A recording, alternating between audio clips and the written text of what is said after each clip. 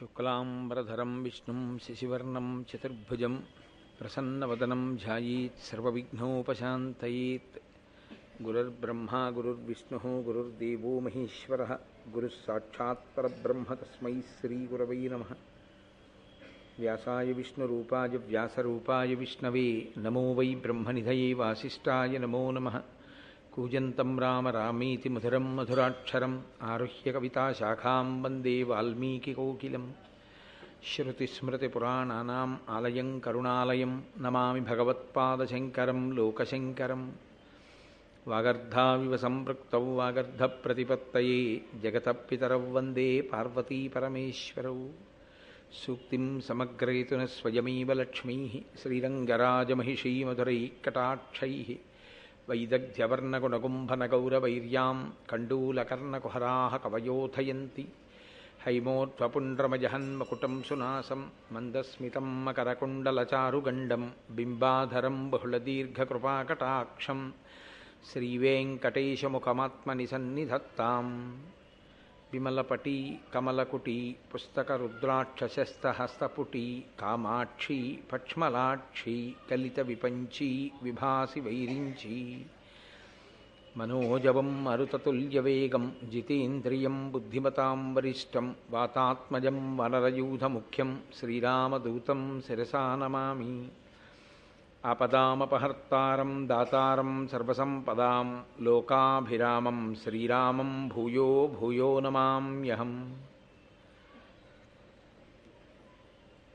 నారాయణం నమస్కృత్య నరం చైవ నరోత్తమం దేవీం సరస్వతీం వ్యాసం తతో జయముదీరయేత్. హరి ఓం. పరమేశ్వర స్వరూపైన సభకి నమస్కారం. ద్రౌపదీదేవిని వివాహం చేసుకున్నటువంటి పాండవులు మామగారిల్లైనటువంటి ద్రుపదుడి అంతఃపురంలోనే ఉన్నారు. ఎందుచేత అంటే ఇంకా వారు హస్తినాపురానికి వెళ్ళడానికి కావలసినటువంటి మార్గం అప్పటికి సుగమం కాలేదు. ద్రుపద మహారాజు అల్లుళ్ళైదుగురికి విడివిడిగా కానుకలు ఇచ్చాడు.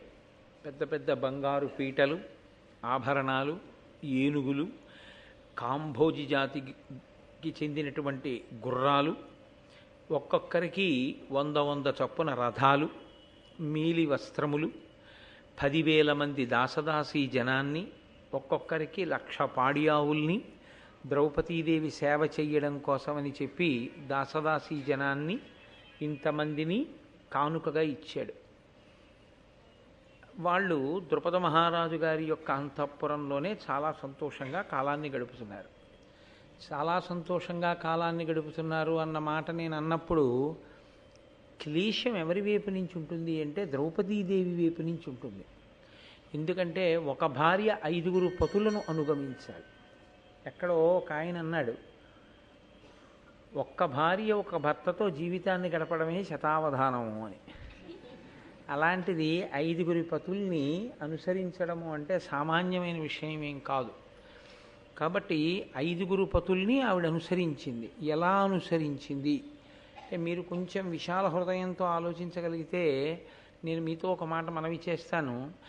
అసలు అన్నదమ్ములు ఇంతమంది 5 ఇంతకాలం ఇంత కలిసికట్టుగా ఉన్న వాళ్ళ మధ్య భేదం రావడానికి కారణము అంటూ ఏమైనా ఇవాళ ఏర్పడితే ద్రౌపదీదేవియే కావాలి. 5 మధ్య అభిప్రాయ భేదాలు ఏర్పడడానికి చాలా బలమైనటువంటి కారణంగా ఆవిడ తయారవచ్చు. కానీ ఆవిడ ఎంత జాగ్రత్తగా 5 అనుగమించింది అంటే చతురదధివలయ నిఖిలక్షితితల సామ్రాజ్య లక్ష్మికి నిమూలంబై సతి యాజ్ఞసేని పతులకు అతిముదమునరించే తుల్యమగు శుశ్రూషన్. చాలా గొప్ప పద్యాన్ని ఇచ్చారు నన్నయ్య గారు ఇక్కడ. చతురుదధి వలయ ఇఖిల క్షితి తల సామ్రాజ్య లక్ష్మికిని మూలంబై. 4 సముద్రాల మధ్యలో ఉన్నటువంటి భూభాగం అంతా ఏదుందో, చతుస్సాగర పర్యంతం అని కదా అంటాం. 4 సముద్రాల మధ్యలో ఉండేటటువంటి భూమినంతటినీ కూడా పరిపాలించడానికి కావలసినటువంటి అర్హత పొందడానికి యోగ్యమైన వారిగా పాండవులు ఉండేటట్టుగా ఆమె వారిని అనుగమించినది. ఏమిటి ఆ మాటకు అర్థం? వాళ్ళు 4 సముద్రాల మధ్యలో ఉండేటటువంటి భూమినంత గొప్ప యోగ్యత పొందడానికి ఆవిడ వారిని అనుగమించడమే కారణమైనది అన్నారు. లక్ష్మీదేవి ఒక ఇంట ఉండాలా, ఒక ఇంట ఉండకూడదా అని ఎప్పుడు నిర్ణయం జరుగుతుంది అని అడిగారు. అడిగితే దంపతుల మధ్య కలహాలు లేకుండా ఒండరులు పరమప్రీతితో చాలా సంతోషమైనటువంటి జీవితాన్ని ఎక్కడ గడుపుతూ ఉంటారో అక్కడ లక్ష్మీదేవి చాలా విశేషంగా వృద్ధి చెందుతుంది, ఆవిడ అనుగ్రహిస్తుంది. అలా అనుగ్రహించడానికి కూడా ఒక కారణం ఉంది. ఆడపిల్లని పీటల మీదకి తీసుకొచ్చేటప్పుడు నడిపించి తీసుకురారు. పెళ్లి కొడుకు నడిచొస్తాడు, పెళ్లి కూతురు నడిచిరాదు. ఎందుకు నడిచిరాదు అంటే ఆమెని సాక్షాత్తు లక్ష్మీ స్వరూపగా తీసుకొస్తారు. అందుకే పద్మంలో కూర్చోబెట్టి తీసుకొస్తారు. పద్మంలో కూర్చుని వచ్చేటటువంటి లక్ష్మీ స్వరూప అయినటువంటి ఆడపిల్ల అత్తవారింటికి వెళ్ళేటప్పుడు కూడా నడిచి వెళ్ళకూడదు, వాహనం మీద తీసుకెళ్ళాలి. కాబట్టి ఆమె సాక్షాత్ లక్ష్మి. ఆమె లక్ష్మిగా ఇంటికి వచ్చింది కాబట్టి ఆమెని లక్ష్మిగా చూసుకోవలసినటువంటి కర్తవ్యం కూడా భర్త మీదే ఉంటుంది. ఆవిడ నిష్కారణంగా ఏడిచింది అనుకోండి, ఆవిడ నిష్కారణంగా ఏడవడము అంటే ఆవిడ ఏడవలసినటువంటి పరిస్థితిని భర్త కల్పించాడు అనుకోండి, ఆయన ఇతపూర్వం ఎంత ఐశ్వర్యవంతుడైనా ఆ ఐశ్వర్యము క్షీణించిపోతుంది. భార్య బహు సంతోషాన్ని పొందిందనుకోండి, ఆమె ఎక్కడ సంతోషాన్ని పొందుతుందో అదే లక్ష్మీదేవి యొక్క అనుగ్రహానికి కారణమవుతుంది. కాబట్టి ఇప్పుడు దంపతుల మధ్య ఐకమత్యము, దంపతుల మధ్య మనసులు ఏకీకృతమవడము అన్నదానికే శాస్త్రంలో అంత ప్రాధాన్యత. సుముహూర్తాన్ని లెక్క కట్టినప్పుడు ఒకరి కన్నులలోకి ఒకరు చూసుకుంటారు. జీలకర్ర బెల్లం పెట్టడం యథార్థానికి సుముహూర్తం కాదు. సుముహూర్తం దేనికి అంటే ఒకరి కన్నులలోకి ఒకరు చూసుకునేది ముహూర్తం. అలా చూసుకోవడానికి అడ్డంగా తెరపడతారు.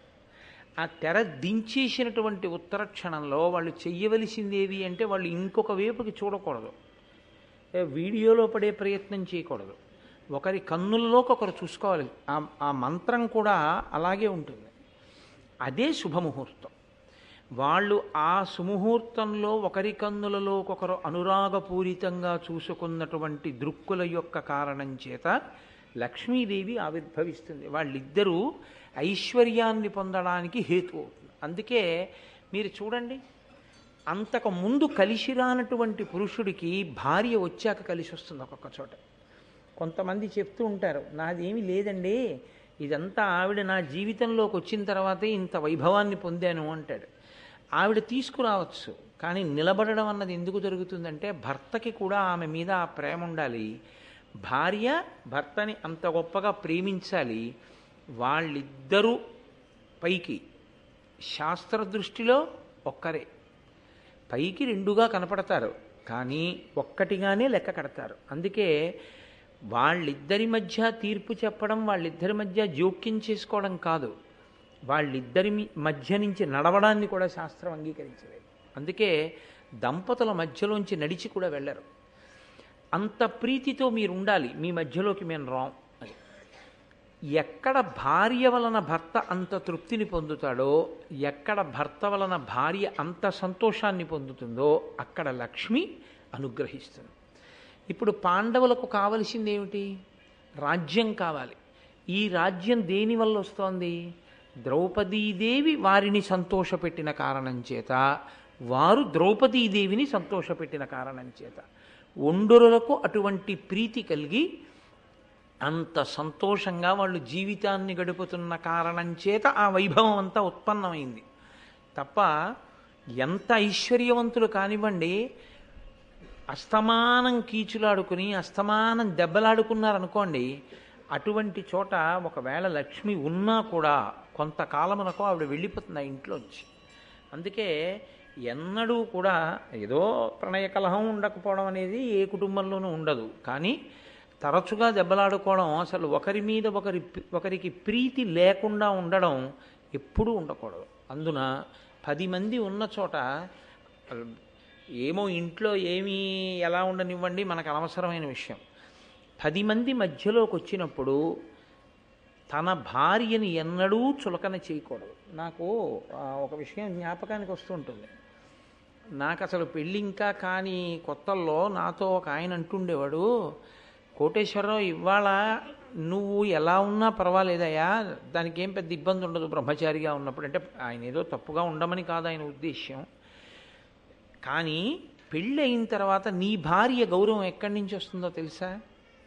ఆవిడ తనంత తాను ఎంత గౌరవం సంపాదించుకున్నదైనా నువ్వు ఆవిడ పట్ల సక్రమమైన ప్రవర్తన లేనివాడికి అయితే ఆవిడికి గౌరవం మిగలదు, సానుభూతి మిగులుతుంది.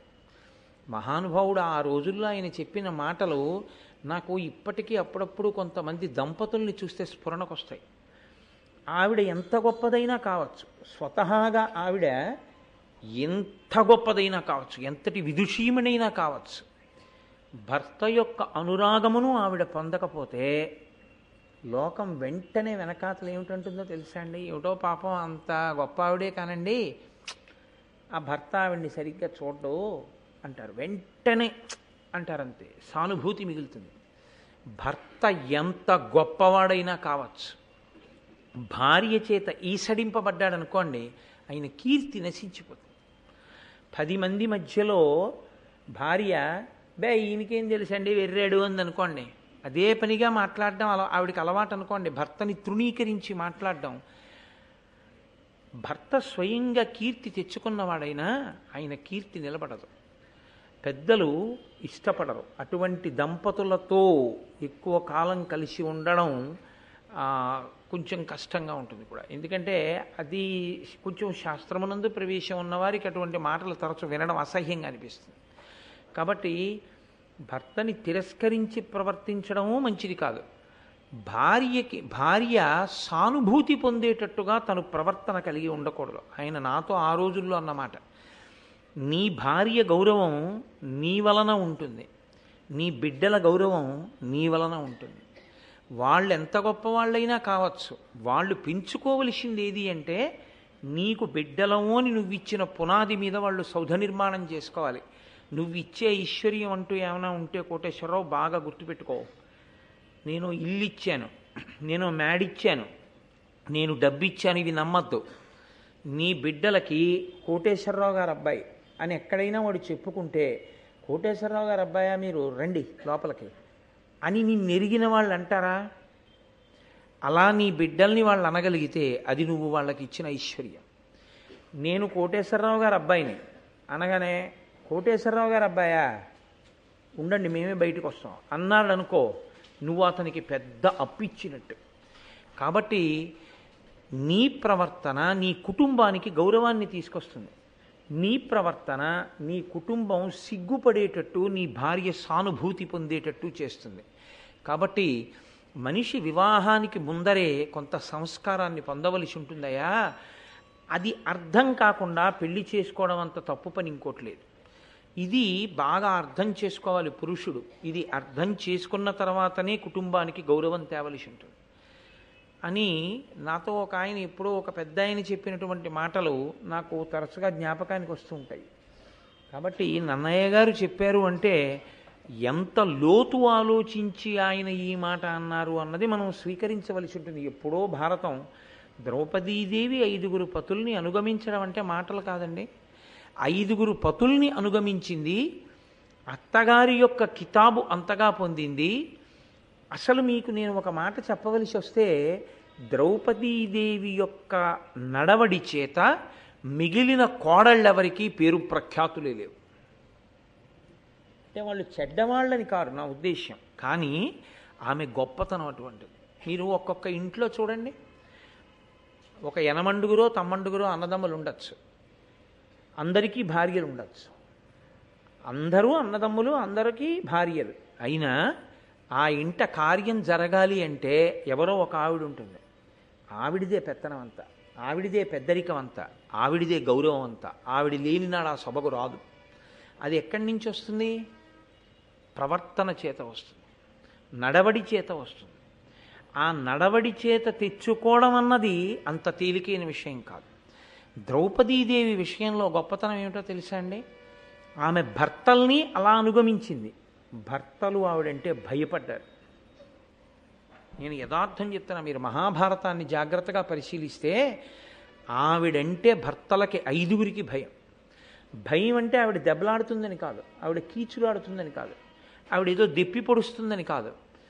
అంత గాంభీర్యము, అంత గొప్పతనము, అంత పెద్దరికము, అటువంటి మాట తీరు, అటువంటి నైపుణ్యము కలిగినటువంటి ద్రౌపది యొక్క మనసు కుందిందా మా ఐశ్వర్యములే ఎగిరిపోతాయి. అటువంటి భార్య మనసు కుందితే ఎలా? అంత భయపడేవాళ్ళు భర్తలు కూడా. అంత గౌరవాన్ని తెచ్చుకుంది ఆవిడ. అందుకే మీరు ఎదర చూస్తారు ఆదిపర్వంలో అర్జునుడు సుభద్రని పరిణయం చేసుకున్నాడు. తిన్నగా వెళ్ళాల లోపలికి. అక్కడ ద్రౌపదీదేవి ఉంటుంది. నువ్వు వెడుతూనే ముందు నమస్కారం చెయ్యి, నీకు అక్కగారు ఆవిడ. ముందు ఆవిడ ఆశీర్వచనం పుచ్చుకో. నాతో కలిసి నువ్వు వస్తుండగా చూసి ఆవిడ మనసు కుందకూడదని చెప్పాడు అర్జునుడు. ఎక్కడైనా అంతే, ఆవిడ మాట్లాడితే అలా ఉంటుంది. 5గురు పతులు తన మాట కాదనలేనంత గౌరవాన్ని తెచ్చుకుంది. ఆవిడ శాసించలేదు, భయపెట్టలేదు. బాబోయ్ మన్ని ఇంకా దుమ్మెత్తి పోసేస్తుంది అన్న బాధని, అటువంటి స్థితిని ఆవిడ కల్పించలేదు. ఆవిడ ఎంత ప్రేమతో అనుగమించిందంటే అసలు భర్తలు ఆవిడికి తెలియకుండా ఏది చెయ్యడాన్ని ఇష్టపడలేదు. ఆవిడ కరణేషు మంత్రి. కురుక్షేత్ర సంగ్రామం దగ్గర నుంచి ద్రౌపదీదేవి యొక్క ప్రమేయం లేకుండా జరిగినవేవీ లేవు మహాభారతంలో. అంతటి గాంభీర్యమైన వ్యక్తిత్వం ఆవిడది. బేలతనం మీకు ఆవిడలో ఎక్కడా కనపడదు. ఆవిడ గాంభీర్యం వేరు, ఆవిడ నిండుతనం వేరు, ఆవిడ ఆలోచన సరళి వేరు, ఆవిడ యొక్క జీవన విధానం వేరు. అంత గొప్ప తల్లి ద్రౌపదీదేవి. ఆవిడ్ని ఇక్కడ కాదు కానీ అరణ్య పర్వంలో వీళ్ళందరూ అరణ్యవాసానికి వెళ్ళినప్పుడు సత్యభామ వచ్చింది ఒకసారి కృష్ణుడితో కలిసి. వచ్చి లోపలికి వెళ్ళి ద్రౌపదీదేవిని ఒక ప్రశ్న వేసింది. నా భర్త కృష్ణ పరమాత్మని కొంగున కట్టి పడేసుకుందామని ప్రయత్నించాను. 16,000 మంది గోపికలు, ఇంకో 7గురు భార్యలతోటి ఉండడంలో ఆయన ఎన్నడూ నా మాట విని నాకే కట్టుబడినట్టుగా కనపడలేదు. ఒక్క భర్తనే వశం చేసుకోలేకపోయాను. 5గురు భర్తలు నీకు వశవర్తులయ్యేటట్టు మందు ఏం పెట్టావు నాకు చెప్పు అని అడిగింది. యథార్థంగా ఇది అడిగిందండి. మీరు భారతం చదవండి, నేను అబద్ధం చెప్పానేమో. ఏ మందు పెట్టావు, లేకపోతే ఏదైనా తైలమర్దనం చేశావా అని అడిగింది. అటువంటి దుష్టాలవాట్లు కూడా ఉన్నాయి లోకంలో కొన్ని చోట్ల. బట్ ఆ తైలాన్ని తల మీద పెడితే వాళ్ళు అటువంటి ఆనుకూల్యతని పొందుతారు. అదొక రకమైనటువంటి ప్రయోగం చేసేవాళ్ళు ఉన్నారు లోకంలో. అది ఏం చేశావని అడిగింది. అంటే ఆవిడంది, అమ్మా మందులు మాకులు తైలాలు పెడితే భర్త అనుకూలుడవడం మాట దేవుడెరుగు, ఆయన ప్రాణాలకే ముప్పు వస్తుంది. అటువంటి తప్పుడు పని చేయకూడదు. నేను ఎన్నడూ అసలు భర్తలకి ఇటువంటి మందులు మాకులు తైలాలు ఇలాంటి పనులు నేను చేయలేదు. నేను నా భర్తల పట్ల ఎంత ప్రేమతో ప్రవర్తించానో, నా భర్త నాకు ఎందుకు అనుకూలుడిగా ఉంటాడో నేను ఒకసారి చెప్తాను, నువ్వు విను అని ఆవిడ చెప్పింది. నన్ను మీరు మన్నిస్తే మీకైతే అనుభవంలో లేకపోవచ్చు, కానీ నేను పైకి చెప్పకూడదు, బాగుండదు. ఎందుకంటే ఒక డాక్టర్ని నమ్మి రోగం ఎలా చెప్పుకుంటారో అలా వీడు పెద్ద మనిషి అని నన్ను నమ్మి, నన్ను ఒక తండ్రిగా భావించి, ఒక అన్నగారిగా భావించుకుని ఎందరో ఇంటికి వచ్చి వాళ్ళ కష్టసుఖాలు నాకు చెప్పుకుంటూ ఉంటారు. కొన్ని వచ్చిన ఉత్తరాలు కేవలం నా భార్య చదవగానే తర్వాత పొరపాటున మా పిల్లలైనా చదువుతారేమో అని వెంటనే చింపేస్తాను నేను. అంత నమ్మి వాళ్ళు వాళ్ళ కష్టాన్ని నోటితో చెప్పుకోలేక కాగితం మీద రాసి పట్టుకొచ్చి ఇచ్చి, మీరు చదవండి రేపు వస్తాం మాకు ఈ బాధలు ఉన్నాయని చెప్తుంటారు. చాలామంది చిన్న కారణాలకి అనవసరంగా పెళ్ళైన కొత్తల్లో భేషజాలకు పోయి భర్తలకి దూరం అయిపోయి ఒక 7 ఏళ్ళో 8 ఏళ్ళో పోయిన తర్వాత జీవితంలో తాము ఎంత తప్పు చేశామో తెలుసుకుని కుమిలిపోతున్న వాళ్ళు ఎంతమందో తెలుసు నాకు. నేను ఈ మాట అబద్ధం చెప్పట్లేదు, పరమ పవిత్రమైన వేదిక మీద కూర్చుని చెప్తున్నాను. మహాభారతంలో ద్రౌపదీదేవి యొక్క వ్యక్తిత్వాన్ని చదివితే అసలు ఒక ఆడది ఎలా బ్రతకాలో అర్థమవుతుంది. ఒక భార్యతో భర్త ఎంత గౌరవంగా ప్రవర్తించాలో ద్రౌపదీదేవితో పాండవులు ప్రవర్తించిన తీరు బట్టి తెలుస్తుంది. అందుకని నన్నయ్య గారు ఈ మాట ఉత్తినే అనలేదు. వాళ్ళు దాంపత్య జీవనం ప్రారంభం చెయ్యగానే ఆవిడికి కితాబ్ వచ్చిందంతే. ఆవిడ పాండవుల ఐశ్వర్యమునకు కారణభూతురాలవుతోంది. ఎటువంటి ఐశ్వర్యం? 4 సముద్రాల మధ్యలో ఉన్నటువంటి భూమికంతటికీ వాళ్ళు పరిపాలకులు కాగలిగినటువంటి ఐశ్వర్యమునకు ఆవిడ హేతువు కాబోతోంది. కేవలము భర్తల్ని అనుగమించడం కాదు, అత్తగారు ఎంత ప్రీతి చెందిందో తెలుసా అండి ద్రౌపదీదేవితో.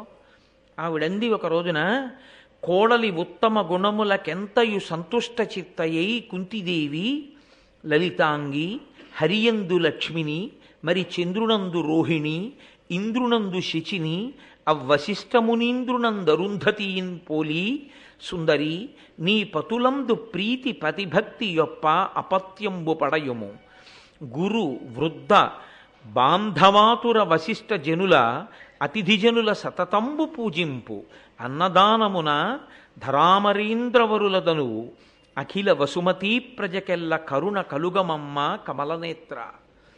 ఆవిడంది, అమ్మా నీ ఉత్తమమైనటువంటి గుణములకు నేను ఎంతో సంతసిల్లానమ్మా ద్రౌపది.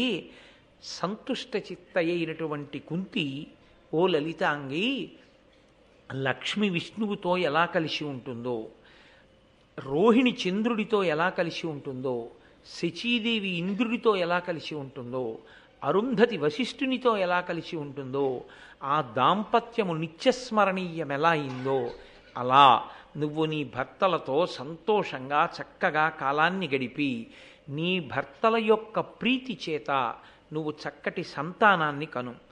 నువ్వు వచ్చినటువంటి అతిథిజనులకు బ్రాహ్మణులకు నిరంతరము చక్కగా అన్నం పెడుతూ ఉండు. అలాగే ఈ లోకంలో నిర్భాగ్యులైనటువంటి వారు ఎవరున్నా వాళ్ళందరినీ ఆదుకుంటూ ఉండు. అమ్మా ఇంటి గౌరవాన్ని నువ్వు నిలబెడతావు అని నాకు పరిపూర్ణమైన నమ్మకం కలిగింది అని ఎంతో సంతోషపడింది.